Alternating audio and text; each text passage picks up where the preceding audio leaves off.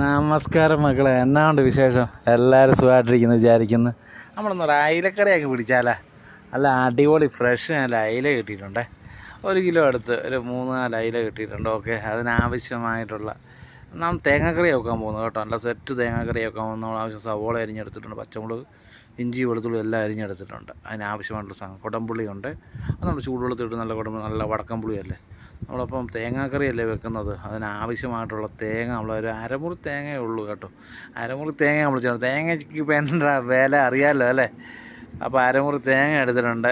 നമ്മളപ്പം മിക്സിയിലിട്ട് നല്ല അടിപൊളി ഭസ്മം പോലെ അങ്ങ് അരച്ചങ്ങ് എടുക്കുക. ഓക്കെ, അതിനാവശ്യമായുള്ള ശകലം മുളക് പൊടി, ശകലം മഞ്ഞൾപ്പൊടി, ശകലം മല്ലിപ്പൊടി, ഇത്ര സാധനം നല്ല പേസ്റ്റ് രൂപത്തിൽ അരച്ചെടുക്കുക. പിന്നെ ആവശ്യത്തിനുള്ള നമ്മൾ പച്ചമുളക്, സവോള, ഇഞ്ചി, വെളുത്തുള്ളി, ഒരു തക്കാളി വഴറ്റാനുള്ളതാണ്. നല്ല കടുകിട്ട് മൂപ്പിക്കാൻ നമുക്ക് നന്നായിട്ട് വഴറ്റി വെച്ച് കഴിഞ്ഞാൽ എന്നാ ടേസ്റ്റാണ് അറിയാം. ഓക്കെ, പിന്നത്തെ കാര്യം നമ്മൾ ചട്ടി വെച്ച് നല്ല നല്ല നല്ല അടിപൊളി നാടൻ വെളിച്ചെണ്ണയൊക്കെ ഒഴിച്ച് കടുകും ഉലുവയും കറിവേപ്പിലയും കൂടി ഇട്ട് നമുക്ക് പൊട്ടിച്ച് നമുക്ക് ആ സ്വാദ്, ആ മണം അങ്ങ് റൂം മുഴുവൻ പോലെ എന്നാ മണം അറിയാം. ഇതൊക്കെ പൊട്ടി വരുമ്പോൾ ബാക്കി എന്നിട്ട് നമ്മുടെ ആ സവോള, ഇഞ്ചിയും, വെളുത്തുള്ളിയും, പച്ചമുളകായിട്ട് നന്നായിട്ട് ഗോൾഡൻ ബ്രൗണിഷ് കളറിലൊന്ന് നമ്മൾ വഴറ്റിയെടുക്കുന്നു. അത് കഴിഞ്ഞിട്ട് നമ്മൾ അരച്ച് വെച്ചേക്കുന്ന ആ സവോള, ഇഞ്ചി, വെളുത്തുള്ളി നമ്മുടെ തേങ്ങയും കൂടെ കൂട്ടിയിട്ട് പിന്നെ പച്ചപ്പ് മാറാൻ വേണ്ടി ഒന്ന് മൂപ്പിച്ചെടുക്കുന്നു. മൂപ്പിച്ചെടുത്ത് കഴിഞ്ഞിട്ട് നമുക്ക് കണ്ടോ നല്ല സെറ്റായി വന്നിട്ട് അതിലോട്ട് നമുക്ക് ആ തക്കാളി ഒന്ന് ചെറുതായിട്ടൊന്ന് അരിഞ്ഞങ്ങ് ഇടുക. ആ തക്കാളിയുടെ പുളിയും കുടംപുളിയുടെ പുളി എല്ലാം എന്നാ ടേസ്റ്റ് ആയിരിക്കും അറിയോ. എന്നാ സ്മെല്ലാം അറിയാം. ഇപ്പം നിൽക്കാൻ പറ്റുന്നില്ല ഈ റൂമിലൊന്നും.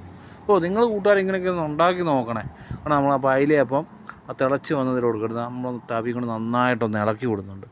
ഇനി നമ്മൾ തവി കൊണ്ട് ഇളക്കി കൊടുത്തില്ല. കാര്യം എന്ന് വെച്ച് കഴിഞ്ഞാൽ അറിയാമല്ലോ നിങ്ങൾക്ക്, അയിലയാണ് പെട്ടെന്ന് സോഫ്റ്റാണ്, പെട്ടെന്നെല്ലാം പൊടിഞ്ഞു പോകും. അതുകൊണ്ട് നമുക്ക് അങ്ങനെ ചെയ്യാൻ പറ്റത്തില്ല.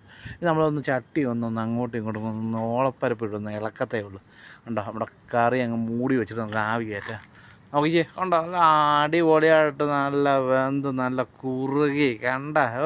ഇത് ആ കുത്തരിച്ചോറൊക്കെ ഇട്ടൊന്ന് കഴിച്ച് നോക്കണം. ആവശ്യം പച്ച വെളിച്ചെണ്ണ കൊണ്ട് വാങ്ങും. അപ്പം കൂട്ടുകാരെ, അപ്പം നിങ്ങളും ഇങ്ങനെയൊക്കെ ഒന്ന് ഉണ്ടാക്കി നോക്കുക കേട്ടാ. അപ്പം നമുക്ക് അടുത്ത വീഡിയോ കാണും വരെ നമുക്ക് കണ്ട ഒന്ന് ടേസ്റ്റ് ചെയ്ത് നോക്കിയേക്കാം. വീഡിയോ കാണുമെന്ന് പറഞ്ഞാൽ ഒന്ന് ടേസ്റ്റ് ചെയ്ത് നോക്കാം. എൻ്റെ മക്കളെ എന്നാ ടേസ്റ്റ് അറിയോ. നിങ്ങളുടെ വായി വെള്ളം വരുന്നില്ലേ. അപ്പോൾ നമ്മുടെ അടുത്ത വീഡിയോ കാണും വരെ ശരി കൂട്ടുകാരെ, പിന്നെയും കാണാം.